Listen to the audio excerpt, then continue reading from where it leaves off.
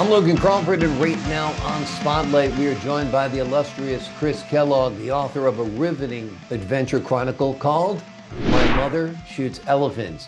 This book offers a deep dive into the golden years of African safaris in British East Africa, bringing to life the stories of Nonnie, an heiress who rubbed shoulders with some of the notable figures of the 1960s, while also sharing the author's own thrilling escapades from New York to Russia. We're delighted to have this very talented author join us here today on Spotlight, and we ask viewers like you to support writers like him by subscribing to our channel. Chris, great to see you today. Thank you, Logan. Thank you for having me on your show. My pleasure. My Mother Shoots Elephants. It's quite a title. Let's tell the folks at home what the book is about. Let's give them the big picture. Well, my effort was to chronicle the 20 years of African safaris and the time, which was very similar to the 20 years of the Wild Wild West, where the time in Africa was from 1953 to 1977, where hunting ended. And the safaris that I was on in 1961 were pretty spectacular, probably one of the most exciting ones ever made. And we had some pretty incredible trophies, but most of all, it focuses on the fact that my mother did tremendous conservation efforts. And in her book called The Lawana Fund, she raised money for the first and second airplanes for the Kenya Game Department, backpacks and hose and all sorts of things. It's probably the largest single contribution made during that time period. So I'm very proud of that. And my father was the head of the World Wildlife Fund that established the Endangered Species Act, which is now worldwide. So both my parents made tremendous contributions to wildlife. And I wanted to chronicle some of that in the book, as well as fun stories of growing up on the farm, hunting and fishing. And a friend of mine said to me, you're becoming the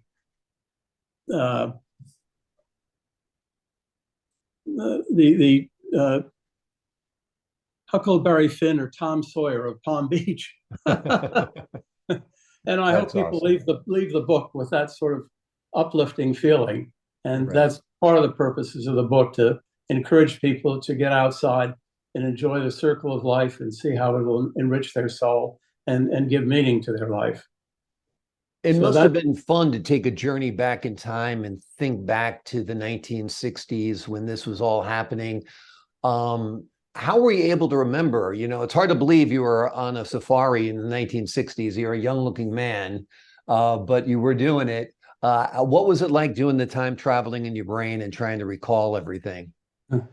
Well, I recall certain things vividly that happened to me as a child, as I think everybody does. And this safari of 30 days is vivid in my mind, every moment of it. And it took me 8 years to really chronicle it all and put it down on paper and write it and rewrite it and get somebody to edit it and re-edit it into a meaningful form. And because I wasn't a professional writer, though I've read over 150 books on Africa to try and cue myself into that feeling. But the inspiration, part of the inspiration for the book is this book right here by my great-grandfather, and it's called The Vanishing Race, and it's about the last getting together in 1911 of the last Indian chiefs and chronicling all the things that they did. And one of my efforts in just a slight way is to try and chronicle a time slot in Africa during a very exciting, interesting, fascinating period, which is now gone. And that's it, trying to capture what's now gone, like growing up and being able to hunt out in Okeechobee with my grandfather and my mother and her brother on 66,000 acres of undeveloped land for wild birds. All that's gone in my lifetime. And so I try to bring that back.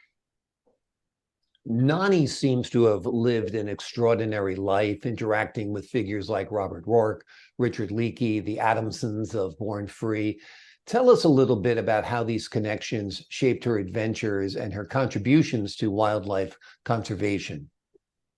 Well, she became very close friends with Robert Rourke, and in his book, there are a number of her hunting stories, and including in the book her personality is Katie. I don't tell that because Katie in the book is raped and killed, and she certainly wasn't raped and killed, but they had a lot of common interests, such as drinking, smoking, and hunting. And so and wildlife. I mean, Bob Ruark wrote a book called Something of Value. And the basis of preserving wildlife was if you give it something of value, you'll preserve it. You won't kill it off. Mm-hmm. And that was one of my mother's coming back from several safaris in tears, seeing the elephant being slaughtered after the 1966 independence of Kenya. And then getting worse after the hunting was closed and there was no money from game paying for white hunters and safaris to pay for game conservation. And so that was pretty devastating. Now things have changed, thank goodness, and things have gotten a lot better. Farms have come back raising a lot of these wild animals. So with the tourist trade, things are looking up in the future, I'm proud to say.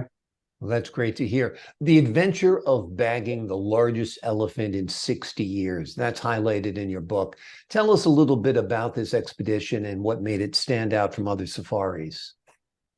Well, that was a big standout. I mean, the biggest elephant shot in the last 60 years. And I started on the Tana River on an island that was known to carry big elephant. And the reason it carried big elephant is the river was swirl around this island and the elephants could catch your smell and go dashing off. So after shooting an elephant of 80 pounds in each tusk, I went up north to join my mother and my uncle's safari. It was a triple safari. And on the way up, we heard about this elephant outside of a village. And we investigated, and my hunter said to me, Theo said, "This is the most incredible elephant. I'm going to have you shoot it, and I'm going to run back and get another license to pay for it," risking his own license in doing so. But fortunately, I had my hand on the trigger. I was about to pull the trigger, and Theo said, "Look, there's your mother coming up the road with John Sutton, and let's pull back." So I started taking pictures of this elephant, and then they came up and said my uncle hadn't shot an elephant, and the next day he walked half a mile and ended up bagging the biggest elephant in the last 60 years, and 150 pounds in each tusk. Unbelievable. The only one that size is in the museum in Nairobi. So that was very exciting. Exactly. Yeah, that's quite a story to go from. I have to say one other quick one. Sure. I asked my mother, we were canoeing on the farm in Bedford. I said, "What's the scariest thing that ever happened?" She said, "Well, we were going after buffalo, and we approached this herd, and the winds changed, and all of a sudden the buffalo caught our smell and started coming straight at us, thinking they were running away." And John said, "Nonnie, just drop your gun and shout and scream." And they charged the buffalo herd because I couldn't stop them all, waving their arms and screaming. And the buffalo herd split in half, and they weren't killed, but she dropped to her knees and tears flowing, thinking that this is it, the end has come. So that's pretty scary. Yeah, absolutely. Absolutely. Palm Beach society stories are woven into your narrative as well. How do these tales of high society intertwined with the raw adrenaline-filled tales from the African wilderness? Well, when I was somebody said to me, you've been born with a silver spoon, and I said, "It's not true. I had gold baby diaper pins." So my father used these gold baby diaper pins as tie tacks, and of course it ruined his ties. But Barton Gilman, a very famous, notable society lady's dress was falling down, and he pinned her dress up with one of these baby diaper pins. And a couple of years after he died, I was over at Barton Gilman's house, and she said, "I've got something for you." And she produced my baby diaper pin. So, there's just one of many kind of fun stories that I chronicle in this book. There's some other pretty amazing, interesting society stories as well. Absolutely. And a part of also your tale is growing up in the farm in Bedford, New York as well, right? Yes. And somebody said you should do a children's book because you've got some fascinating stories, things like blowing up the barn and starting a forest fire. Of course, My father wasn't particularly happy with those events, but they were done in innocence. I was trying to kill the ants in the bathhouse with chemicals, and they exploded. I was having a picnic on the top of a hill, and the wind blew the fire onto the grass, and the whole hill took off. And I had to explain to my father that I started a forest fire as he drove up in the Jeep, wondering what was going on next door. Amazing. Well, the things that kids did when you and I were growing up are very different from what the kids do today. The hyper helicopter parent, I don't think, was invented yet to keep us from doing things like playing with matches and, like your exploits on the farm as well, right? Well, I had to take care of the cows, the chickens, and the ducks, and mow the fields, and that was really I really enjoyed that. I put a cow in the 4-H club contest, and I won first place. And the man came to me and said, "Well, young man, you won first place because there's no other cow in your classification. But I want to tell you, that cow is bow-legged. You better sell it right away." That's funny. That's funny.